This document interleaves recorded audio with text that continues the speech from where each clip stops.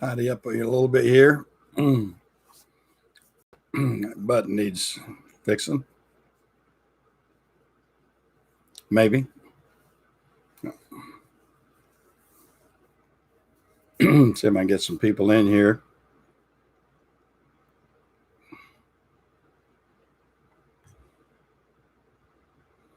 Hey, Greg, how are you? Yeah, I'm trying to do a little Saturday afternoon work here at the Napa store. We're closed down, of course, at the store. Hey, Ralph, how are you? Glad to see you in here too. Yeah, I'm trying to tidy up. I've got to go to Savannah tomorrow, so I'm trying to get a lot of work done before we take off down to Savannah. Thought I would just jump on here for a little bit. I'm gonna probably have to do my show live from the road tomorrow. I'm gonna be headed down to Savannah, and I told my wife, I said I can do live broadcast from the car now.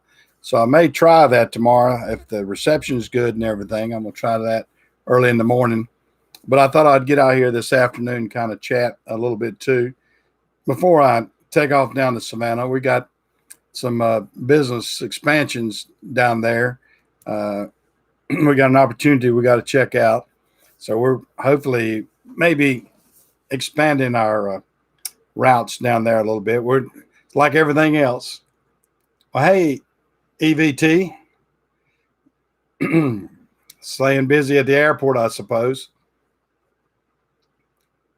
Hey, Philip, how are you? Yeah, I'm staying busy up here too. I've had a real busy week again. Seems like it's never a slow time. We had one truck we had to put a radiator in. Another one, of course, we're still working on one. We got one with the transmission that we've got in the shop, and we had what else? I'm trying to think here a second. It's hard to remember. Hey, Budget Tools.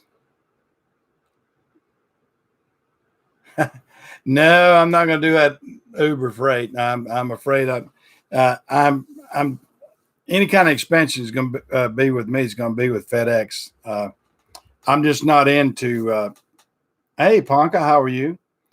I'm just not into branching out into a bunch of other companies. I did Amazon for about a couple of years, and that was one of the biggest nightmares of my life.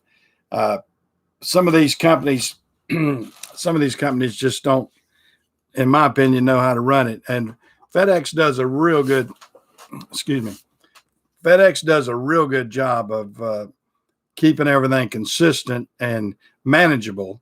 And the problem you get with some of these is the fact that they don't want to. It's all about them. FedEx is not all about them. It's it's running a good system for them and getting the freight out, and they understand how to treat a contractor. So I'm very happy just to stay with FedEx right now. I mean, I've ventured off, like I say with Amazon, and it definitely. Well, hey, Mark, glad to see you in here. Yeah, I believe I'm right. I try to get everybody's name. If it's not broken, that's Mark, right? I'm hoping I'm right. Uh, I try to remember all the names I can, and it's tough out there. Of course, I've had a Dave. Okay, Dave, not Mark. I'll remember that. I'll try my best to remember that next time, Dave. Yeah, it's tough. I mean, there's a lot of names out there. I mean, I used to go by my name on my site, and everybody's kept saying, well, and there was two reasons. One reason because I had two names, Napa and FedEx, on there that they've got the rights to those names, and I didn't want to get somebody giving me a cease and desist on that. As my channel grows, my channel is growing pretty good right now, so I don't.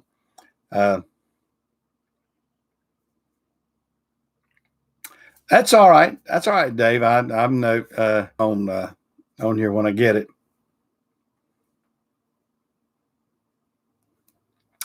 Yeah, I tell you what, Amazon has gotten to the point that uh, they'll take anybody now. It used to be they were trying to be real strict, and I thought that was going to be a good thing. I mean, it didn't just throw it out there to anybody and everybody, but they've changed their model now, and it's anybody and everybody. If you slide some sort of a truck in there and it passes inspections, and you got it your own authority, and whether it's one, two, or three, so they've made us come up with three. When I started with Amazon, I had to have a minimum of three trucks on with them. So that's the difference, and I'm not too happy with it. I don't want to go back to that. That's for sure.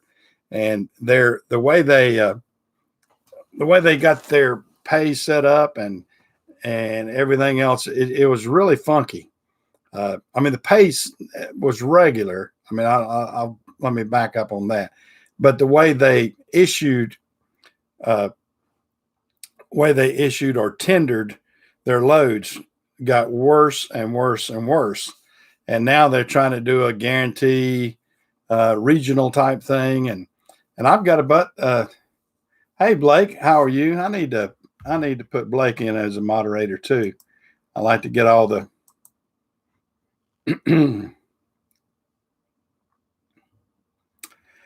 you didn't miss much. You didn't miss much, Blake. We're talking right now. Some of them were chatting about Amazon and Uber.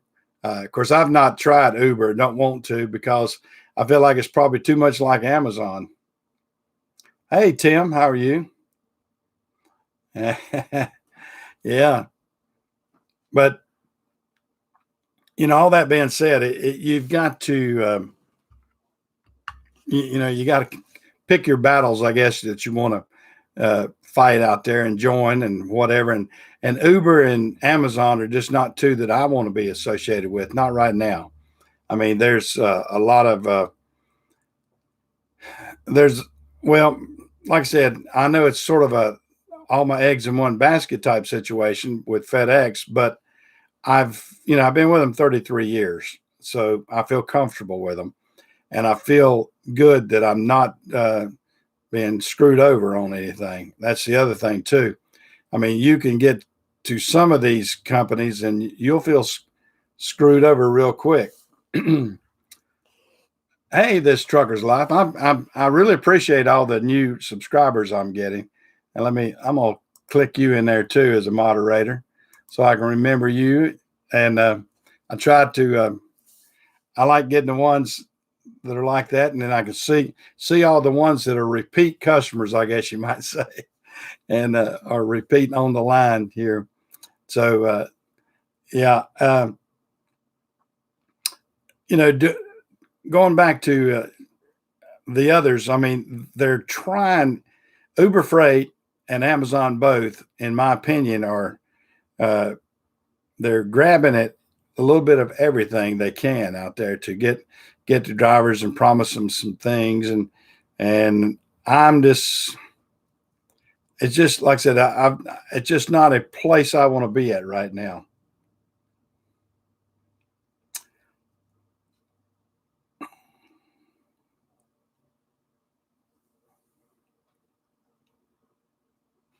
Well, FedEx Ground and with the contractor model works pretty good for FedEx. Period. I think our contractor model is enviable in the industry, and I think that's one thing that I thought that Amazon was going to try to do was to emulate what we do, and the reason being was because they took on John Payne was one of the I don't even know if John's still with them or not, but John retired from FedEx and then took a high paying job running the entire organization. And John helped me get in it. John and I knew each other, and it was a situation that I did not. I didn't like the direction it went. I mean, they started off nice, and it looked like it was very promising. And then the more you were involved with them, the less and less that you wanted to be involved with them. And I mean, I got some horror stories that I had with them, and I don't need that. I'm too old to hitch my horse to that wagon, you might say. So I'm not going to I'm not going to do those things. I mean, there's no purpose in it for me. So I'm gonna try. Tried and true is the way to go for me. So that's what I'm after. I'm after tried and true. And until I see something different, I'm not going to do it.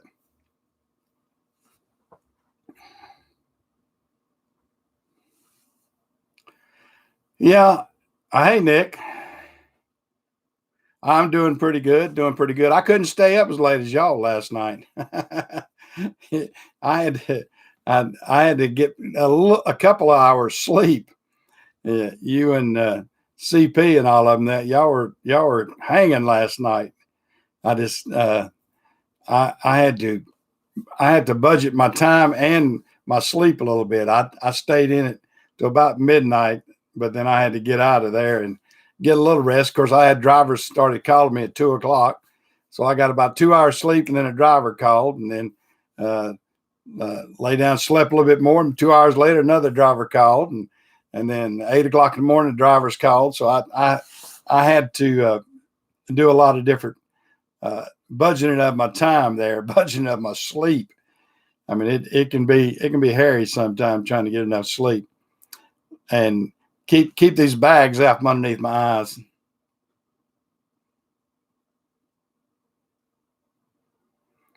Yeah, well, that's good. Have you got any more projects down here in the Carolinas yet? I know you were saying the other day that you're thinking about doing some, or had some connections down here in the Charlotte area. So but it's interesting. It's interesting. I'm really enjoying the. Oh, you got some with Dale. Well, see, my business partner, one of my business partners, actually is a gas man. I guess he's gassing right now for Dale. He's a gas man for the 9 car, and on Dale Earnhardt Jr.'s car on Saturdays, and then he does the Hendrick Motorsports. I guess he's a gun for. He's a hired gun on the weekends on that stuff for Dale Jr. Dale Jr. gets a lot of Hendricks crew members to pit his crews, so he can do pretty good. But Landon does the 9 car. If you see a great big guy that's about 6'6", 6'7", that's a business partner of mine. His wife actually works for us, and Christy, and Landon and his wife, we're bringing them into the business, so he has a something to fall back on after the NASCAR days are over and everything. And some people have seen I've got one of Landon's suits out here in the lobby of my Napa store, and then I've got a lot of the stuff that I've been able to get through NASCAR. With, of course, the Napa. I'm all about the Napa on this over here, and so I've got that here in the store. But yeah, you'll have to. Yeah, back here I've got a single one and a set of doubles back there. I worked 11 years at Carolina Freight, and I worked there from more than that, 13 years. I worked there from 1967 until 1980. My dad worked there 38 years. I was a driver. He was a line haul driver, over the road driver first, and then he switched over to a local driver after he had a real bad accident in Philadelphia, and then he changed up, and he decided he didn't need to be he didn't need to have 4 boys orphaned when he was still fairly young. So he got off the road and decided to run local and everything. So that's and that was a good decision. Brandon, I'm gonna put you down here as a moderator too. I'm gonna throw you. Let me do that. That way, I like to, like I said, I like keeping the repeat customers of the ones I know, the repeat viewers here. that we chat with and everything, and kind of remember. Now, Brandon, where are you located at? I haven't picked up on where you're from. I know you were saying about the Carolina Freight double, so you're evidently an East Coaster, so you know. Oh, excuse me. You know about Carolina Freight if you're an East Coaster, and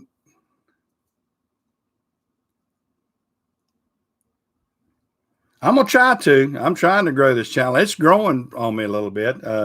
If you got some ideas, you already gave me one good idea, Nick. Nick is the guy that kind of told me. He said you need to make your name smaller and more about what you're doing, and that's what I did.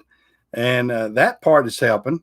I've had some other people that have helped me with the channel, and I've got some ideas, and we're getting on up there. I'm close to 6,000 subscribers now, I think, and that's been going pretty good. And I'm getting some leads. I've been trying to kind of promote some of the actual videos, which I'm getting some of the videos promoted. And if I can get Google to pick up on some things, and I'm doing a lot of the social media with the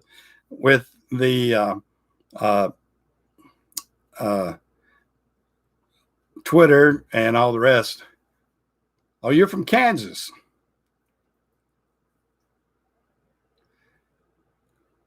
Oh, your granddad worked for Time DC. I remember Time DC. Yeah, that one's like Carolina Freight. It's kind of gone by the wayside and everything. But we used to interline with that's back what they used to when they were all under a regulation. They used to have to do what they call interlining, because certain companies had certain rights and you couldn't just travel all over the United States. I mean, Carolina Freight had to start buying up rights to back in the 60s and 70s to be able to travel into different states, because the ICC had it regulated then, and only certain carriers could go into certain states. So unless you bought out their territory and a few things like that. So people that are young don't realize how the transportation business was back then. It was really different, because I remember my dad coming home and he'd say, "Oh yeah, Carolina bought so and so." They'd buy up small companies, and basically to get their rights. A lot of times it wasn't even to get their terminals or their trucks or their employees. It was trying to buy the rights.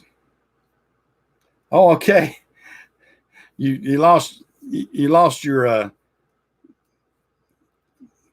charger, misplaced your charger. Yeah. I carry all these mini USBs and Type C and the iPhone connections. I've got them scattered all over my office, because never fails. You'll lose. I'm gonna have to. You'll lose something when you need it most, like that. Yeah, I've got HDMI cables and USB-C cables, and my wife just goes crazy because she has no idea what the different cables do.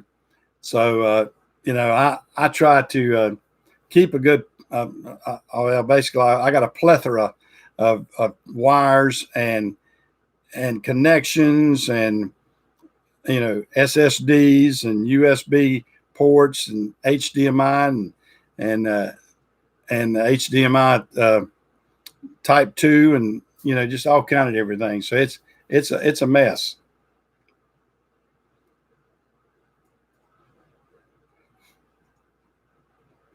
Yeah.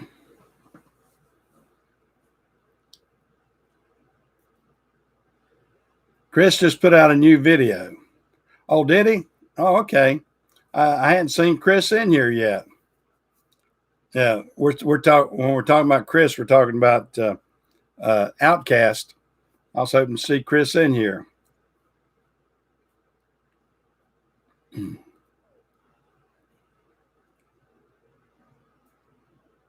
Yeah, Viking was one of when FedEx Freight started.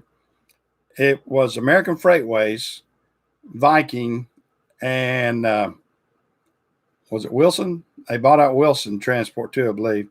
And there's like 3 or maybe 4 that were coupled together. But American Freightways was one of the big ones, and Viking was the one that came from Roadway. Watkins. There you go. There you go. I knew somebody be smarter than me out there. Yeah, Watkins was one of them. It was Watkins, American Freightways, and Spartan. Yeah, yeah. That's yeah. It's hard to believe that. I was actually up at the Carolina Freight Museum today. I stopped in.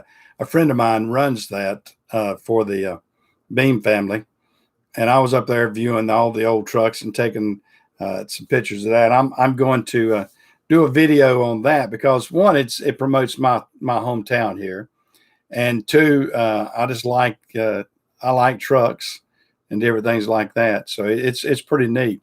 And I'm gonna try to, like I said, I'm gonna try to put out a good video about that and the history of it. I have a lot of inside information with that.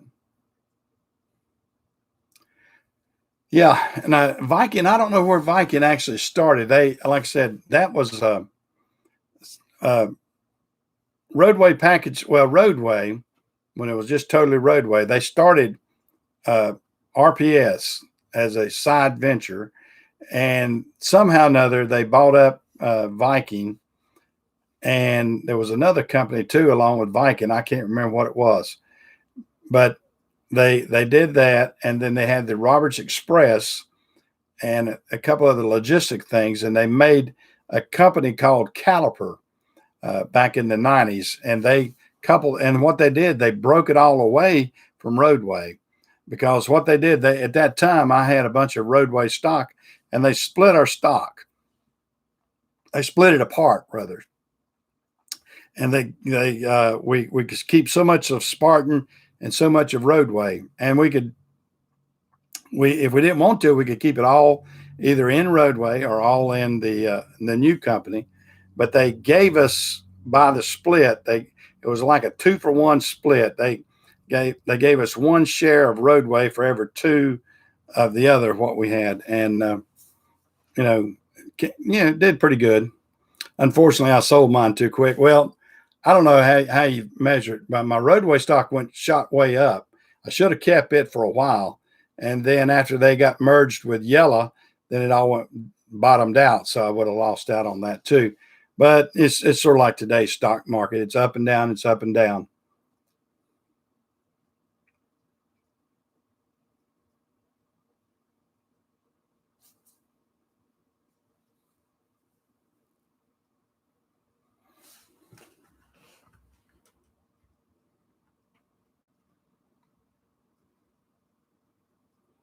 Yeah, I'm gonna try to make it work. I've got a couple of friends that are got some pretty good sized channels and everything, Nick, and they're coaching me along on what to do. I've got one friend that's got about 35,000 subs, and another one that's got about 28,000, and just a couple of them that have been coaching me along on what to do and how to make it grow. And so far, so good.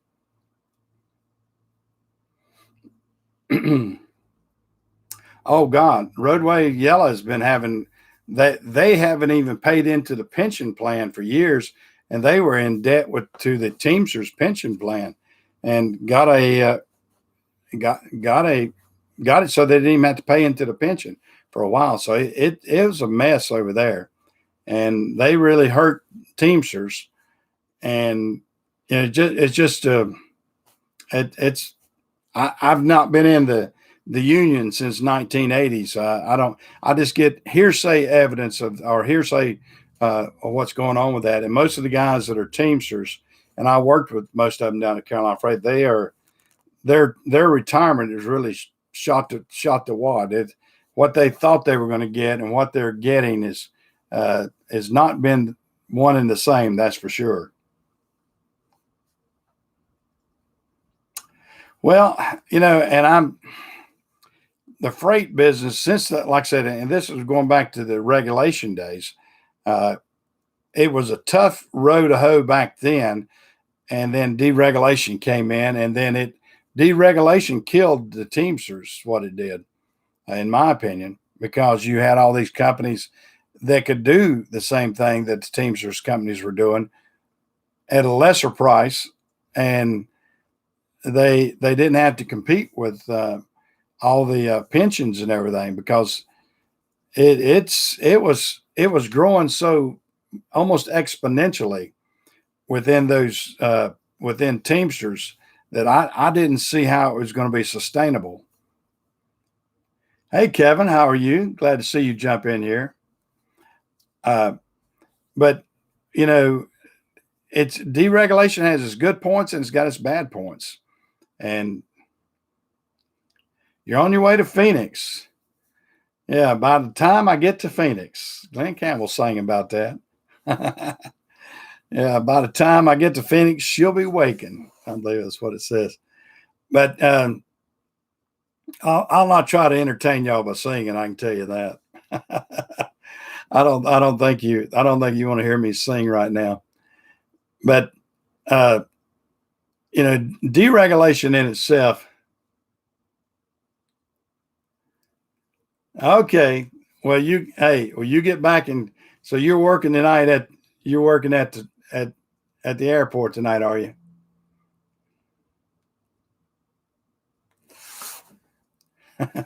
Well, I used to play Bob Seger. I like Bob Seger. But yeah, I'm glad that's Dave's got to do that. I was mixing up Dave and the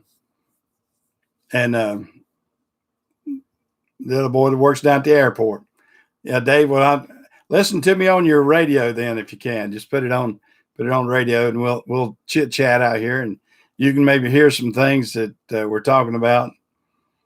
Hopefully we can be entertaining a little bit, because I'm going to have to get off here after a while, because I'm actually I'm taking a break. My daughter brought my supper out.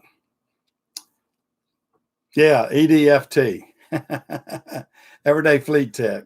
Yeah, I was getting Everyday Fleet Tech's at the airport. But yeah, my daughter brought out I ate a little Chinese food, some chicken, well, I hope it was. All these things are questionable at times, So with all this Corona going around and everything else, and here I am eating Chinese. I guess I'm taking a risk, aren't I, guys? But I hope this coronavirus, I hope some of that goes away. I mean, we've had so many of these strange things happen to the United States. I had a friend that posted all the different things that have happened over the last 20 years, I think, that people have been scared of.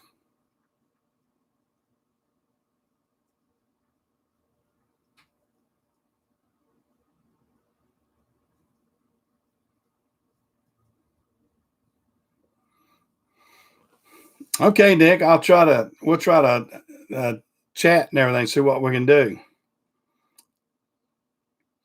Yeah, I'm trying to let me get my brain back on track here. I kind of sidetracked myself, but yeah, I hope the United States gets smart with this. I mean, I hate that anybody has got a virus, and then it's deadly for a few, and actually it's probably deadly for me. I'm in the age group that it seems to be whacking on the door pretty badly. The young people don't seem to be as susceptible to it as people that have got some problems already, and they catch it. It kind of takes them out. And I think if everybody were to play it smart and do things. I mean, I'm doing the old fist bump now. I'm trying not to do handshakes anymore, not right now. And try to keep your coughing and sneezing and everything else just like you're supposed to do for anything. I think you'll be okay. But it is what it is. I just hate some people are trying to politicize something that it's serious, and we all should be taking it serious and work as a group, and not say, well, he's not doing this and so's not doing this, and what if they'd done this? And we need to say, hey, we got the best minds in the United States, and we've got the most capable people.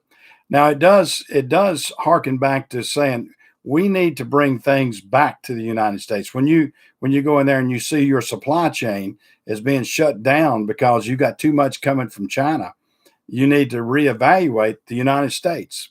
I mean, that's just like when you're talking about tools, when you're talking about anything, and I want to see more manufacturing in the United States. Uh, I feel very good that my son is a electrical engineer, and he works for a company called Baldor, which is a division of ABB. But Baldor, that they make like compressor motors and all kind of things, and he's over DC engineering with that.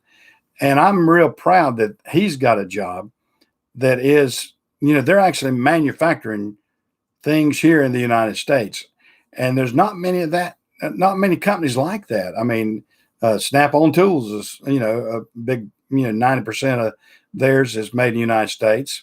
I think Matco and Mac, they outsource a little bit more, but I think so many people now hopefully will see that if the supply chain is disrupted, then we're at the mercy of another sovereign nation, and I don't want that to happen. I want us to be independent and be able to manufacture things here. I mean, that's like I saw a thing. I try to keep up with some of the tech stocks too, and the Apple 12 phone that's it's slated to come out. They've already stated in there that supplies are going to be limited. So all the stores, when they're selling the new Apple 12 phone, whereas I don't need one. I got an Apple 10 and an 8, and I got plenty enough phone.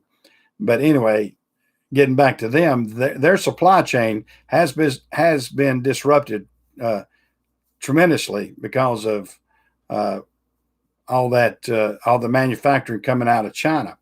And I'd like to see more of the manufacturing come back to the United States. I remember the time when we had our textiles. I mean, I lived, a great portion of my life here in the South where textiles were king. And we were talking about Carolina Freight a while ago. That's how Carolina Freight grew so quickly, because of the fact that textiles were right here in Gaston County, Cleveland County, and well, basically the entire state.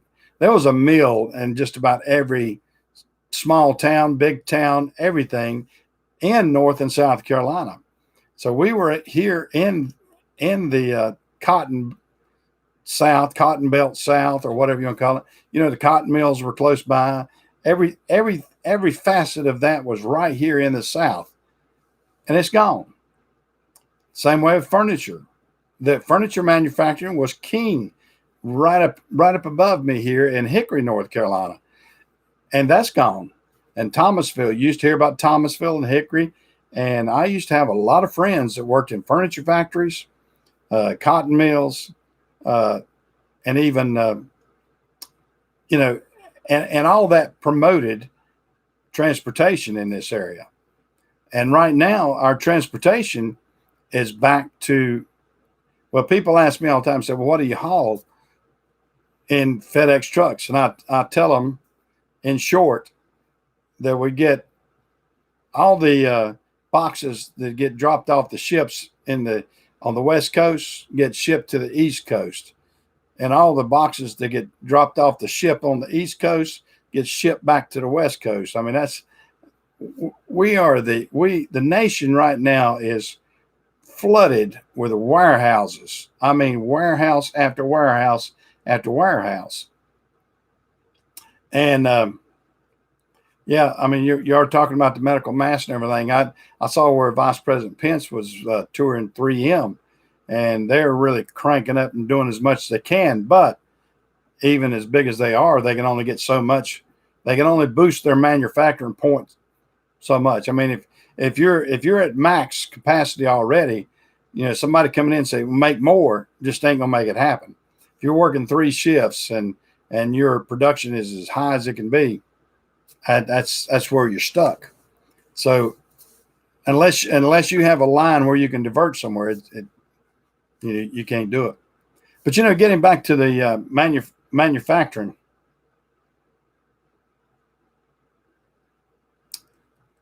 Okay. Nick, I don't have a number for you. If I can call in a little bit, I'll tell you what, let me give you my email and just email me your number. I'm going to, let me punch this in right quick. I'm going to give you my email. I don't know if it's, oops.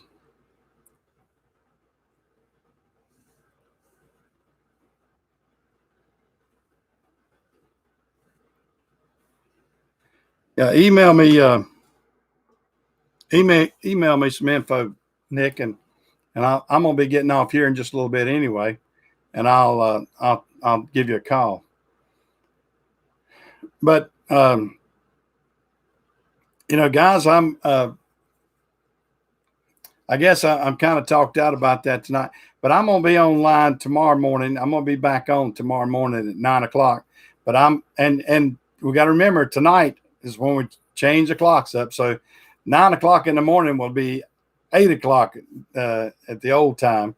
So you'll have to roll you spring forward, fall back. Yeah, you spring forward. So you're actually moving your clock forward 1 hour in the morning. So the old 9 o'clock that now is going to be 8 o'clock in the morning. We're going to lose an hour. So I'm going to get off of here and get back to work because I got a radio show. I do a weekly radio show, and I've got to have that finished. So I've got to jump on that and finish that up so I can go to Savannah tomorrow and catch me online in the morning. I'll probably be in my car. More than likely, I'm going to be in my car, and my wife's going to be with me now. And now that I've got good access to do it from the car, I'll do it that way. And we'll talk, and I'll catch y'all over here later at another time. See you guys.